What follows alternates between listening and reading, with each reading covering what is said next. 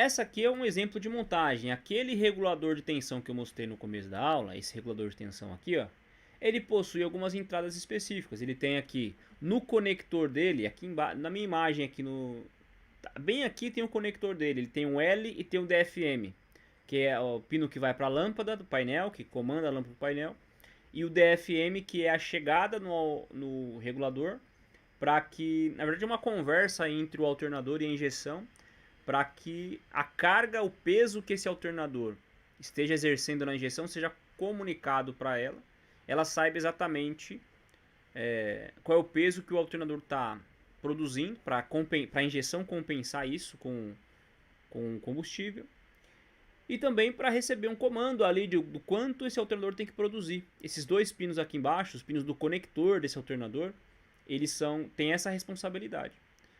E aí, conforme ele já está montado no alternador, você pode injetar aqui algumas alimentações e verificar se ele responde de acordo. No meu caso aqui, como eu não fiz, no momento desse teste, eu não fiz nenhuma solda, eu tive que injetar esses sinais. Mas se ele já está preso no alternador, se ele já está bem conectado, bem parafusado, tá ótimo, é só você alimentar, conectar esses dois pinos aqui. Agora não, o meu regulador vou precisar alimentar algumas coisas que ele não está bem parafusado, eu não terminei aqui a conexão dele. Não tem problema nenhum, tá bom? Então vamos lá para o nosso exemplo. Então aqui é o seguinte, ó. Trouxe o meu alternador para a bancada, prendi o meu alternador aqui na bancada, alimentei ele com L, coloquei aqui o D-, tá, que seria a carcaça dele, coloquei também o W e coloquei o B+. Né? E aí a gente vai observar se ele realmente está produzindo energia. Vamos lá?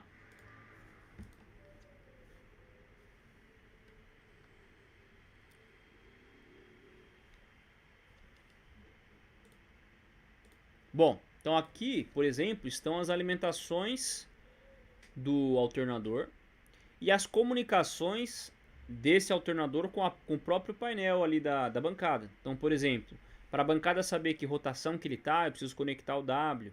Para a bateria que está na bancada ser carregada, eu tenho que conectar esse B+.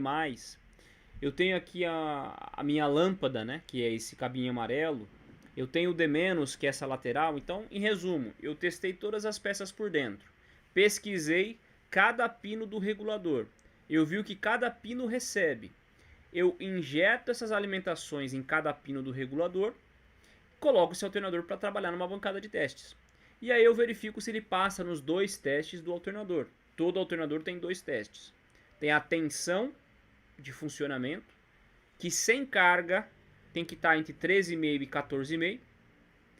E a corrente, que quando solicitada a carga, ele tem que fornecer pelo menos 90% do prometido. Isso indica um alternador que quando for solicitado realmente vai trabalhar bem. Então aqui essa imagem ela é o núcleo da nossa aula de hoje. E a gente pesquisa. Professor, eu pesquiso aonde? Site de fabricantes. Eu gosto muito da Icro. Não é propaganda não, porque a informação é completa. Mas a gente tem outras fabricantes que realmente também fornecem uma quantidade de informações muito boa para realizar o teste.